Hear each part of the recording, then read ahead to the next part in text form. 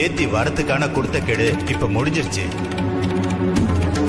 இது வரைக்கும் மேடத்தோட மூத்த மருமகளுக்கும் பேத்திக்கும் இருந்த உரிமை இன்னையோட ஒரு முடிவுக்கு வருது.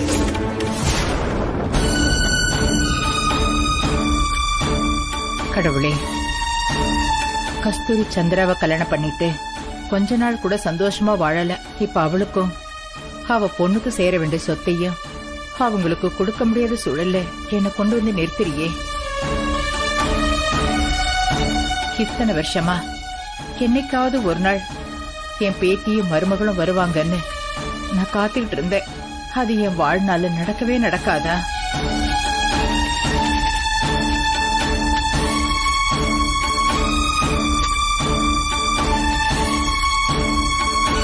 சந்திரா போன் இன்னும் நாட் ரீச்சபிளே இருக்கு.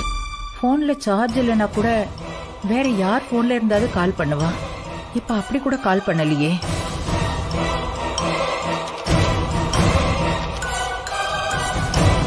போய் ஒரு நாள் ஆகுது. என்னாச்சு என்னன்னு ஒண்ணும் தெரியாம ஒரே குழப்பமா இருக்கே.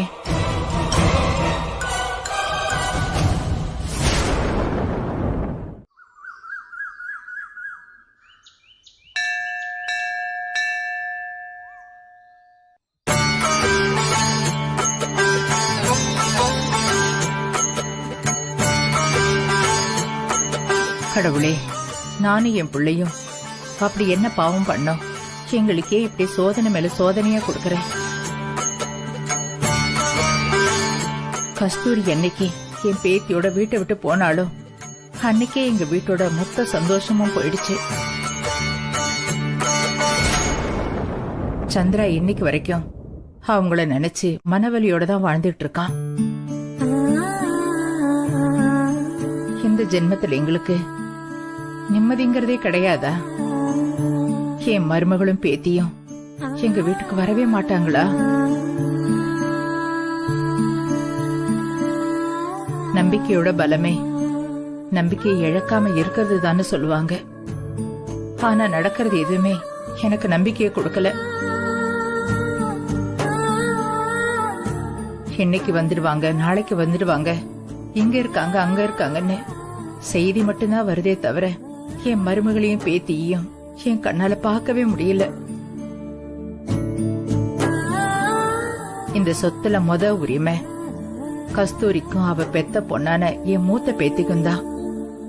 ஆனா அவங்க அந்த உரிமை இழந்துடக்கூடாதுன்னு தான் இத்தனை நாள் இந்த சொத்தை நான் காப்பாத்திட்டு வந்தேன். ஆனா இப்ப அதுக்கு பிரயோஜனம் இல்லாத மாதிரி இப்படி ஒரு காரியத்தை, அதுவும் நானே பண்ற மாதிரி ஒரு இக்கட்டான சூழ்நிலையில கொண்டு வந்து விட்டுட்டியே.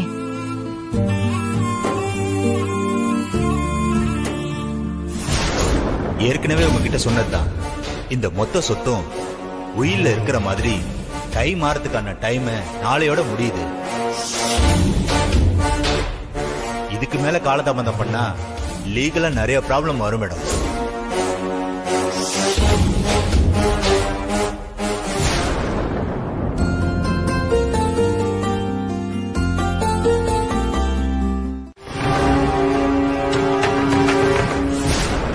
முருகா, இது தப்புன்னு தெரிஞ்சு கையெழுத்து போடுறேன்.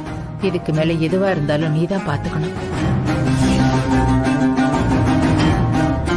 இதை நிறுத்துறதுக்கு எனக்கு வேற வழி தெரியல. அதனால மொத்த பாரதியும் உன் மேல போட்டுட்டு கையெழுத்து போடுறேன்.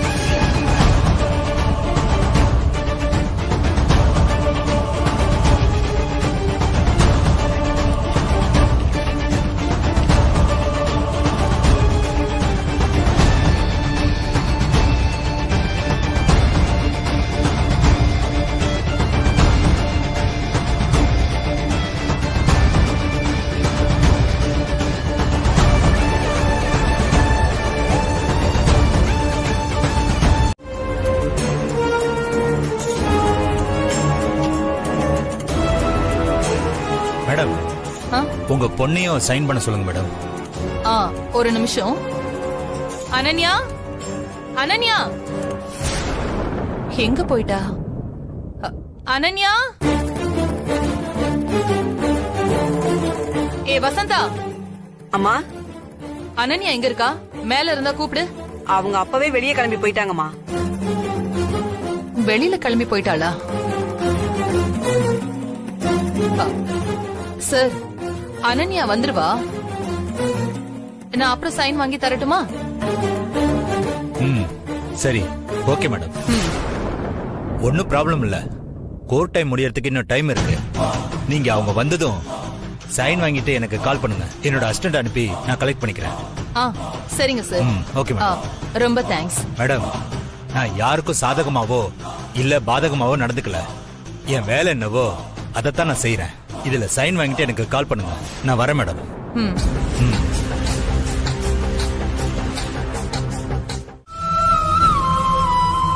முருகா, நாளைக்கு என் பேத்தி வந்து எனக்கு சேர வேண்டிய சொத்து எங்கன்னு கேட்டா நான் என்ன சொல்லுவேன்? தர்ம சங்கடமான நிலைமைக்கு கொண்டு வந்துட்டியே. இத்தனை வருஷம் நீ எங்களுக்கு கொடுத்த தண்டனை போதும். இனி நான் இருக்க போற கொஞ்ச காலமாவது என் பேத்தி மருமகளோட சேர்ந்து சந்தோஷமா இருக்கிற நாளா இருக்கணும். தயவு செஞ்சு அவங்கள நீதான் எங்க கூட கொண்டு வந்து சேர்க்கணும்.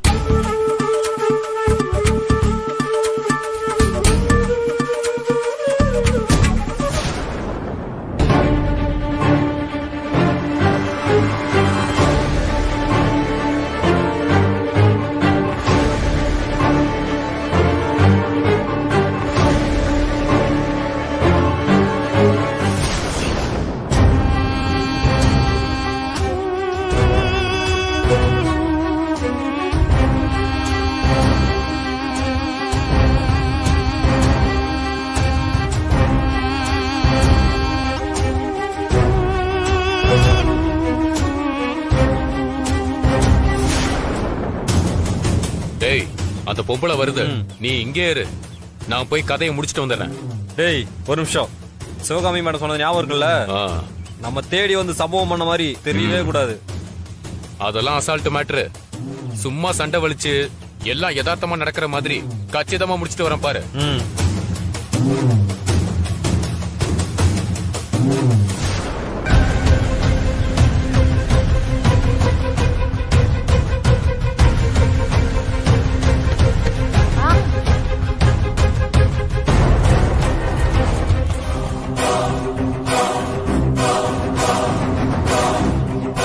ஏன்பா, நேருக்கு நேரம் வர்றது கூட தெரியல, இப்படி வந்து மோதுற?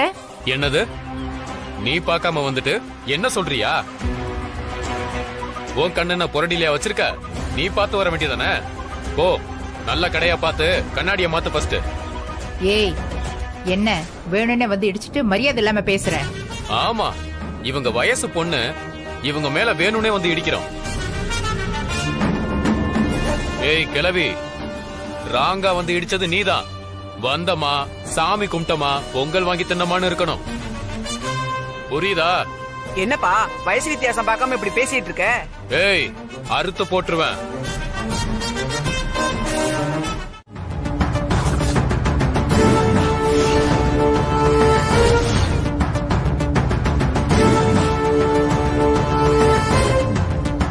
ஏய், என்னடி இது?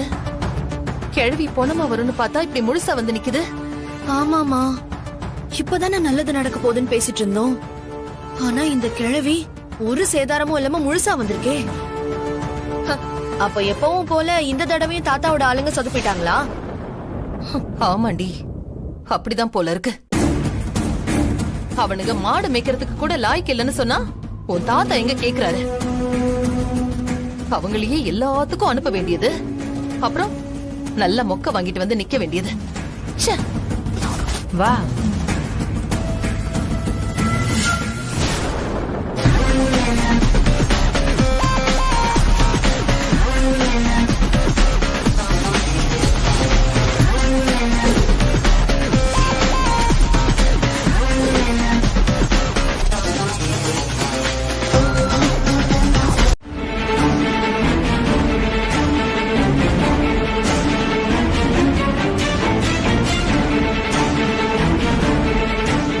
எங்கடி வர நீ?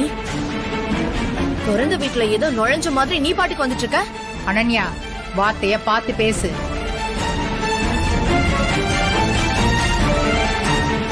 பாட்டி, நீங்க கொஞ்ச நேரம் எதுவும் பேசாம இருங்க. ஏய், என்னடி உன் இஷ்டத்துக்கு வர போற? இது என்ன உன் அப்பா வீடு நினைச்சிட்டு இருக்கியா? அனன்யா, பாட்டி, சும்மா இவளுக்காக ஏன் கிட்ட கத்திட்டு இருக்காதீங்க.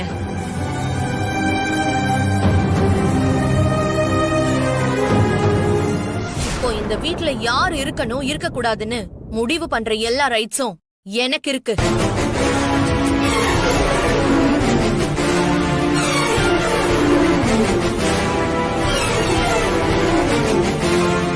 நீங்க அத மறந்திருக்க மாட்டீங்கன்னு நினைக்கிறேன்.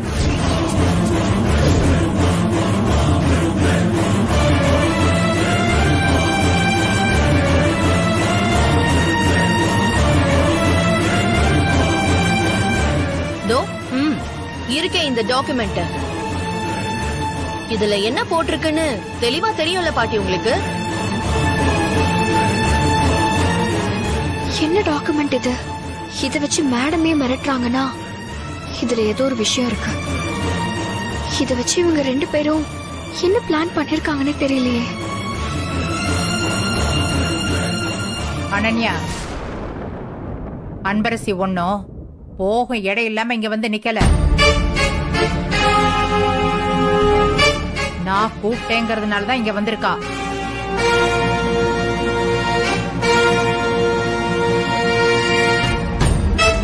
அது மட்டும் இல்ல, இனிமே அவ ஏன் கூட தான் தங்க போறா.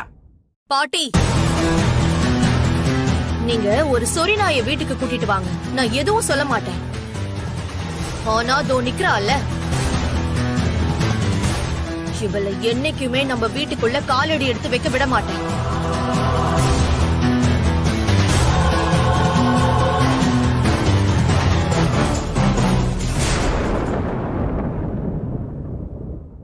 ஏய், உனக்கெல்லாம் வெக்கம் மானம் சூடு சொரணை எதுவுமே கிடையாதா?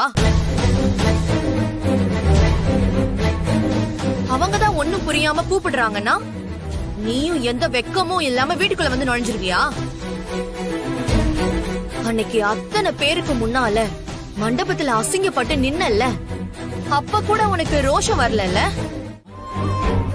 சொல்லுமா, உனக்கு எதுவும் அடிப்படல? கையில ஏதாவது அடிபட்டிருக்கா? சொல்லுமா.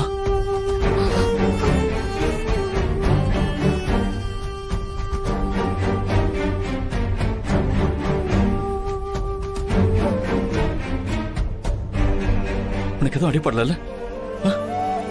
கட்டு. இல்ல சார், எனக்கு ஒண்ணும் இல்ல.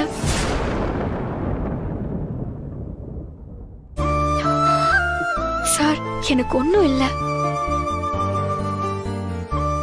சார். எனக்கு அடி எதுவுமே படல சார். என்ன பாருங்க சார். சாரா, நான் உன் அப்பா அம்மா. நான் தான் உன் அப்பான்னு உன்கிட்ட எப்படி சொல்லுவேன் அன்பரசி?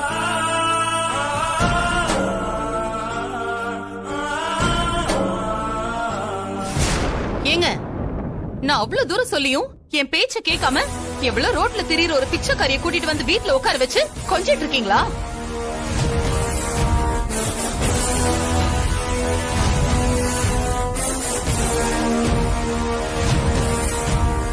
இதெல்லாம் பண்றதுக்கு அசிங்கமா இல்ல? வீட்டை விட்டு துரத்துங்க அவள. துரத்துங்கங்கறல.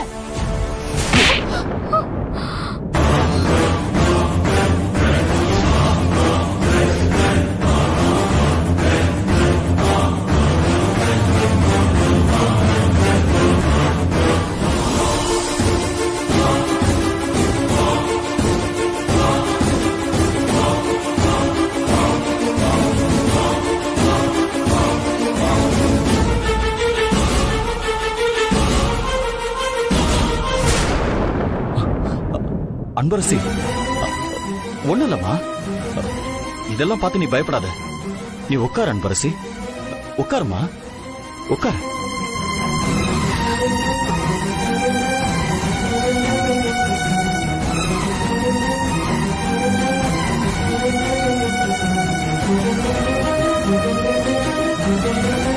உட்காரு.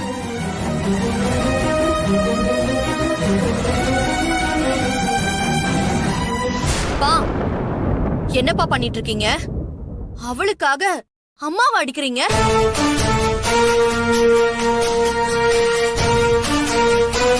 எங்க 2 பேரை விட உங்களுக்கு அவ ரொம்ப முக்கியமா போயிட்டால. இதுக்கும் மேல அவ இந்த வீட்டுக்குள்ள கால் எடுத்து வைக்க கூடாது. நான் அதுக்கு விடவும் மாட்டேன். நிறுத்து.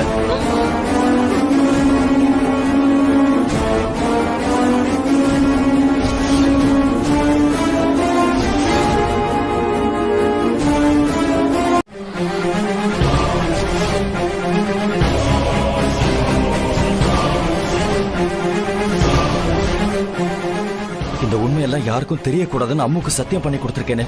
இவன் மேல உள்ள கோவத்துல சத்தியத்தை மீறி உண்மையை ஒத்துக்கிட்டோமே. இப்ப என்ன பண்றதா?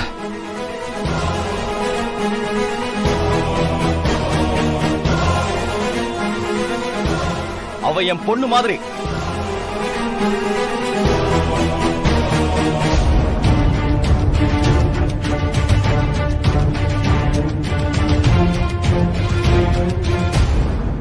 இதே மாதிரி என்ன பெத்த அப்பா சொல்லிட மாட்டாரா? நான் அவரை பார்க்க மாட்டேனா தான் சார் எங்கிட்டு இருக்கேன். நீங்க இப்ப சொன்ன வார்த்தையை கேட்டதுக்கு அப்புறம் எங்க அப்பா எனக்கு கூடி சீக்கிரமே கிடைச்சிருவாருன்னு தோணுது.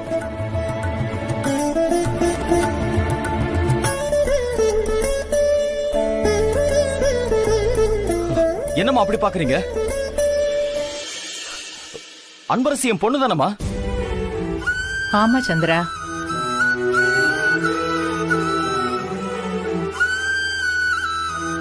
யார் என்ன சொன்னாலும் சரி, அன்பரசி உன் பொண்ணுதான்.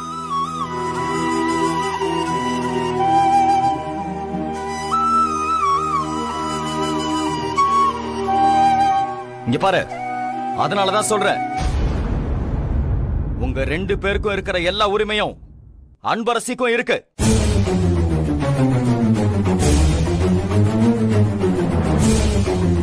அம்மா, இங்க என்னம்மா நடந்துச்சு? ஏன் அன்பரசியை வெளியே பிடிச்சு தள்ளுறாங்க? நீங்களும் ஒன்னும் சொல்லாம இருக்கீங்க. என்ன என்ன பண்ண சொல்ற சந்திரா? நான் சொல்றத இங்க யார் கேக்குறாங்க?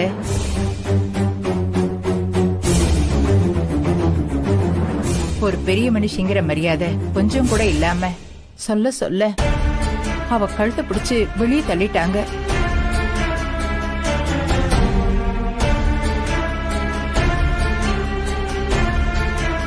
உங்களை மதிக்காம பேசுற அளவுக்கு என்னமா நடந்துச்சு? நேத்து வீட்டுக்கு வக்கீல் வந்திருந்தார் சந்திரா. சொத்தெல்லாம் உயில் படி கை மாறத்துக்கான டைம் வந்துருச்சுன்னு சொன்னாரு.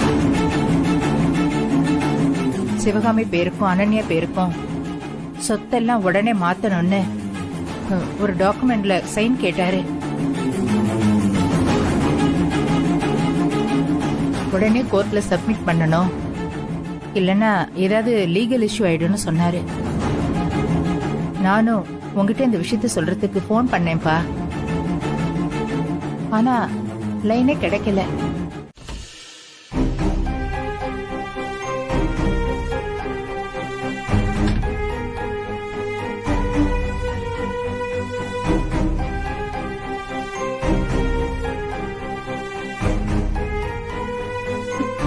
சார் எனக்காக அவர் சொந்த பொண்ணையே கோவப்பட்டு அடிக்க போனாரு. அவர் என் மேல எவ்வளவு அன்பு வச்சிருக்காரு. அன்பரசி, அனன்யா உன்னை வெளியே பிடிச்சு தள்ளி விட்டத பார்த்து சந்திரசேகர் சார் ரொம்ப டென்ஷன் ஆயிட்டாரு. அதுவும் அனன்யாவ அவர் பொண்ணுன்னு கூட பார்க்காம அடிக்க போயிட்டாருல்ல. அதுதான் இன்னைக்கு ஹைலைட்டே. இதுக்கு மேலையாச்சு அவளுக்கு கொஞ்சமாவது அறிவு வருதான்னு பாப்போம். சரியா? நீ ஒன்னும். ஹே, நீ என்ன பெரிய இவளாடி? திமிரா இப்படி ரூம்ல வந்து உட்கார்ந்திருக்க? மண்டபத்துல வச்சு நீ இந்த வீட்டு பொண்ணு இல்ல, இந்த குடும்பத்துக்கும் உனக்கும் எந்த சம்பந்தமும் இல்லன்னு துரத்தி அடிச்சு கூட வீட்டுல வந்து உட்கார்ந்திருக்க. உனக்கெல்லாம் மான ரோஷம்னு எதுவுமே கிடையாதா? அனன்யா, எதுவா இருந்தாலும் சார் கிட்ட போய் பேசிக்கோ. இப்ப எதுக்கு இங்க வந்து கத்திட்டு இருக்க? ஓ, எங்க அப்பாவோட சப்போர்ட் இருக்குங்கிற திமிர்ல பேசிட்டு இருக்கியா? நானும் சரி எங்க அம்மாவும் சரி என்ன தப்பு பண்ணாலும் ஏன் இந்த ஒட்டுமொத்த சொத்தையும் எங்க பேருக்கு கொண்டு வரதுக்கு எந்த லிமிட்டை தாண்டி போனாலும் அது ஒரு பெரிய இஷ்யூவாவே இருக்காது. ஏன்னா அவரு என்னோட அப்பா, அவங்க என்னோட பாட்டி. இந்த சொத்தெல்லாம் அனுபவிக்கிறதுக்கு எல்லா ரைட்ஸும் எனக்கு இருக்கு. ஆனா நீ யாருடி? அப்பா பேரு தெரியாத உனக்கு எங்க அப்பா அப்பா மாதிரியா? கேவலம் உனக்காக எங்க அப்பா என்கிட்ட கோவப்பட்டு அடிக்க வராரு. அந்த அளவுக்கு மாத்தி வச்சிருக்கல. ஏய், இப்ப சொல்றேன் கேட்டுக்கோ. நீ இந்த உலகத்துல இருக்கிற வரைக்கும் நான் நிம்மதியாவே இருக்க முடியாது. என் நிம்மதியை கெடுக்கிற உன்னை உயிரோட விட்டு வச்சிருவேன்னு மட்டும் நினைக்காத. என் முதல் வேலையே இந்த வீட்டை விட்டு உன்னை துரத்துறதா. அதுக்கப்புறம் இருக்குடி உனக்கு. அனன்யா, வாய்க்கு வந்தபடி பேசாத. முதல்ல தயவு செஞ்சு கிளம்பு. தோ வந்துட்டான்ல ஒத்து உதுறதுக்கு. ஏய் சி, அந்த பக்கம் போ. வந்தீங்க, ஏன் இப்படி கீழே உட்கார்ந்துட்டு இருக்கீங்க? என் குட்டிமாவை பாத்துக்கிட்டே இருக்கணும்னு தான்மா வந்தேன்.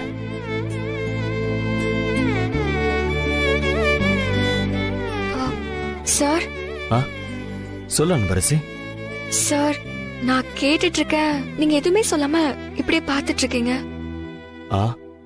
அது உங்ககிட்ட பேசலான்னு நைட்டு வந்தேம்மா. ஆனா நீ தூங்கிட்டு இருந்தியா, சரின்னு நான் அப்படியே உட்கார்ந்தேன். எப்ப தூங்கினான்னு எனக்கே தெரியலம்மா, நான் அப்படியே தூங்கிட்டேன். என்ன சார், அன்பரசின்னு ஒரு வார்த்தை கூப்பிட்டு இருந்தா எழுந்திருச்சிருப்பேன். இல்லம்மா, அது வந்து சார். ஏன் சார் இப்படி நைட்டு ஃபுல்லா தரையில உட்கார்ந்து? சார் என்ன சார் நீங்க? இத்தனை வருஷம் கழிச்சு என் குட்டிமாவை பார்த்திருக்கேன். நீ குழந்தையா இருந்தப்போ உன்னை தூக்கி சுமந்த நெஞ்சில தூங்க வைக்க முடியல. இப்ப நீ பெரிய பொண்ணாகி என் முன்னாடி இருக்கும்போது நீ தூங்குறத பார்த்து ரசிக்கிறத விட வேற என்னமா எனக்கு சந்தோஷம் இருக்க போகுது?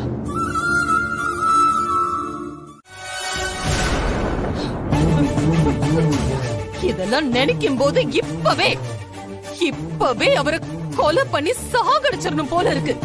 ஆனா நான் அமைதியா நிக்கிறேன். ஒன்னும் பண்ண முடியல.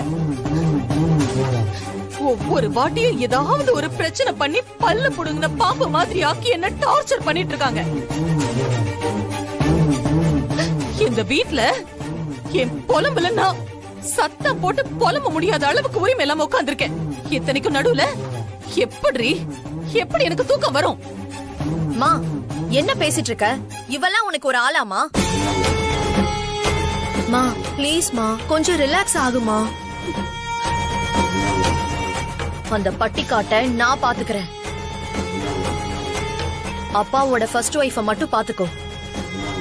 இதெல்லாம் நினைச்சு நீ ஏமா டென்ஷன் ஆயிட்டு இருக்க? ஃப்ரீயா விடு. உன்னை இப்படி ஆக்குன அவள என்ன பண்றேன்னு மட்டும் பாத்துட்டே இரு. மா, நீ இப்படி இடிஞ்சு போயிருக்கிறத பாக்க எவ்வளவு கஷ்டமா இருக்கு தெரியுமாமா?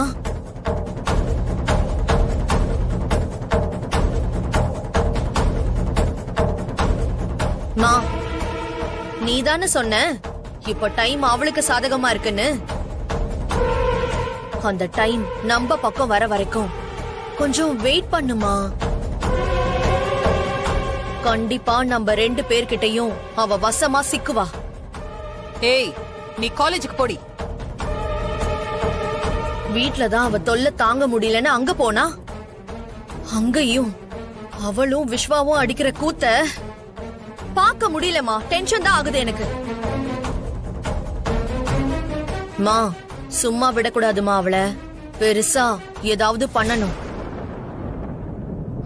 பண்ணுவோம். அவளை ஏதாவது கண்டிப்பா பண்ணணும், பண்ணியே ஆகணும்.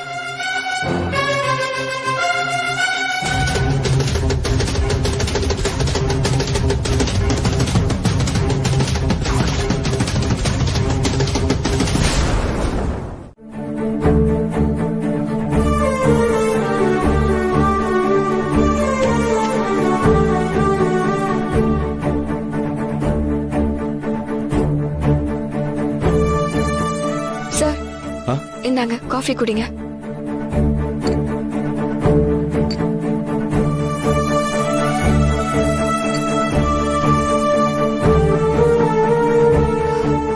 சரிங்க சார், எனக்கு காலேஜ்க்கு டைம் ஆயிடுச்சு, நான் போய் ரெடி ஆகுறேன். சரிம்மா.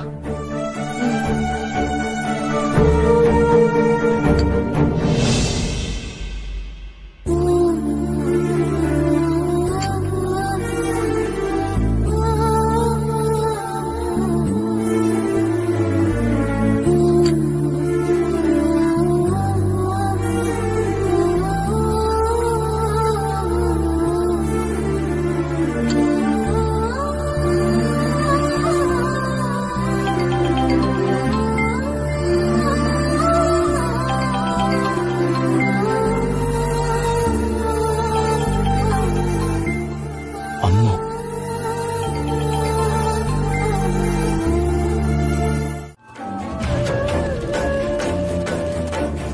அம்மு, அப்புறம் இன்னொரு விஷயம் தெரியுமா உனக்கு?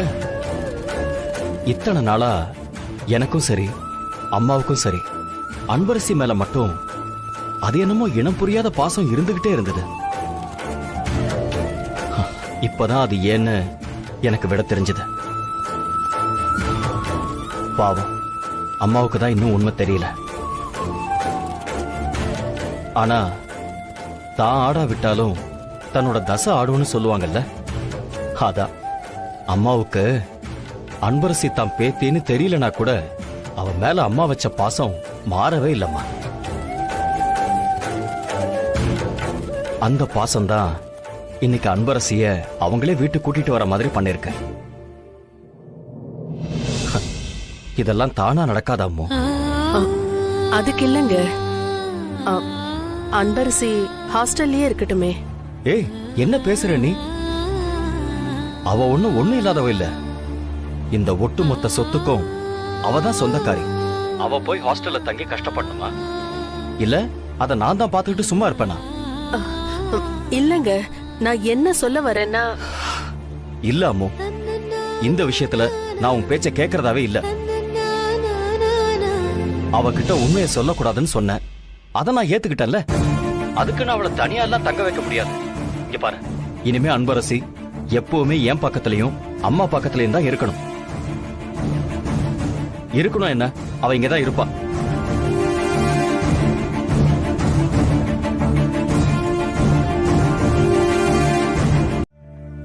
இப்பதான் ஏதோ என் பேத்தியே திரும்ப வந்த மாதிரி மனசுக்குள்ள ரொம்ப சந்தோஷமா இருக்குமா. வசந்தாக்காவும் சொன்னாங்க பாட்டி, நீங்களும் சாரும் சரியா சாப்பிட கூட இல்லன்னு. இந்தாங்க, முதல்ல சாப்பிடுங்க. சரி.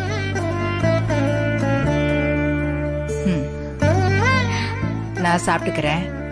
உனக்கு காலேஜுக்கு டைம் ஆகுதுல்ல, நீ கிளம்பு. நான் கிளம்புறேன், ஆனா முதல்ல நீங்க சாப்பிடுங்க. காலையில இவ்ளோ நேரம் சாப்பிடாம இருந்தா உடம்புக்கு என்ன ஆகுறது? நான் சாப்பிட்டுக்கிறேம்மா. நீங்க சொன்னா கேட்க மாட்டீங்க. இங்க தட்ட கொடுங்க. என்ன? நானே உங்களுக்கு ஊட்டி விடுறேன்.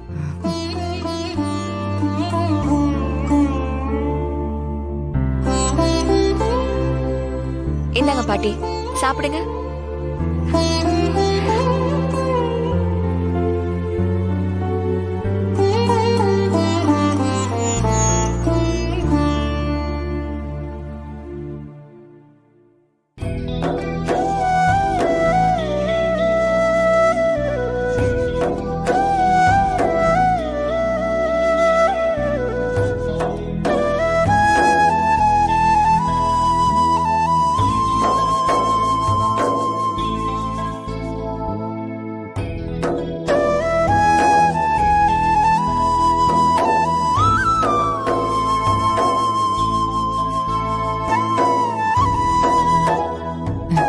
சந்திரா, அம்மா இங்க பாரு சந்திரா, பாத்தியா நான் சாப்பிட்டாதான் உண்டுன்னு என்னென்ன பண்ணிட்டு இருக்கா பாரு. பின்ன என்னம்மா, பாட்டி சாப்பிடலன்னா பேத்தி இப்படிதானே கம்பல் பண்ணி ஊட்டி விடுவா. அப்படிதான்ப்பா பண்றா.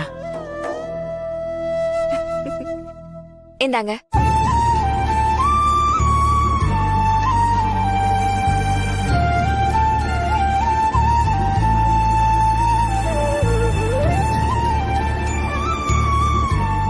இந்தாங்க பாட்டி. உன்ன போய் அத்தனை பேருக்கு மத்தியில இவளுக்கும் எங்களுக்கும் எந்த சம்பந்தமும் இல்லைன்னு நான் சொல்லிட்டேனே.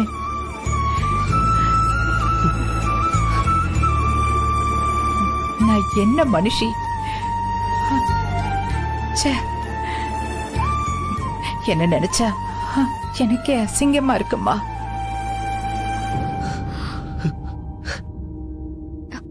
பாட்டி என்ன இது? சாப்பிடும்போது எதுக்கு பழசெல்லாம் பேசுறீங்க? முதல்ல சாப்பிடுங்க.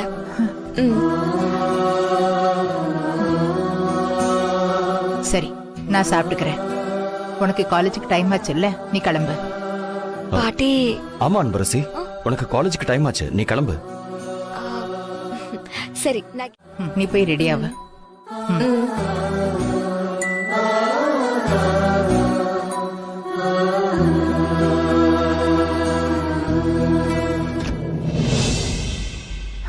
சந்திரா. அம்மா. நம்ம குட்டிமா இருந்தா என்னெல்லாம் செய்வாளோ அது அப்படியே அன்பரசி செய்யறான்னு எனக்கு தோணுதுப்பா. இவதாம்மா நம்ம குட்டிமா. அத உங்ககிட்ட கூட சொல்ல முடியாத மாதிரி அம்மு என்கிட்ட சத்தியம் வாங்கிட்டா.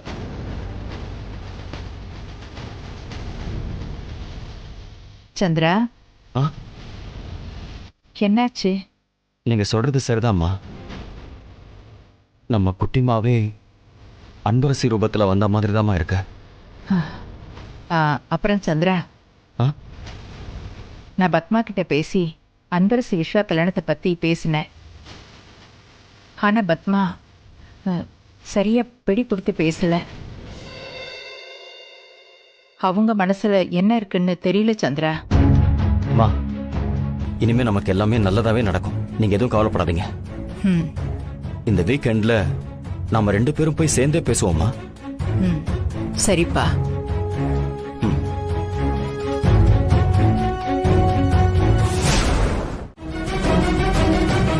குட்டிமா, அனன்யா மட்டும் கார்ல போகும்போது நீ பஸ்லயும் ஆட்டோலயும் கஷ்டப்பட்டு போறத நான் எப்படி பார்த்துட்டு இருப்பேன்?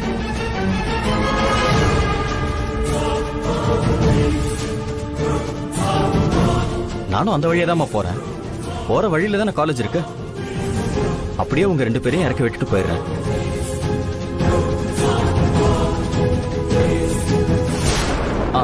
அப்புறம் இனிமே டெய்லி காலேஜ் விட்டு வரும்போது நான் சொல்ற டிரைவிங் ஸ்கூலுக்கு போய் நீ டிரைவிங் கத்துக்க.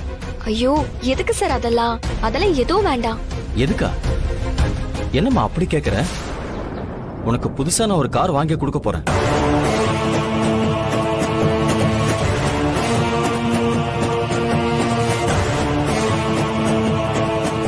அதுக்காக தான் நான் உன்னை டிரைவிங் கத்துக்க சொன்னேன்.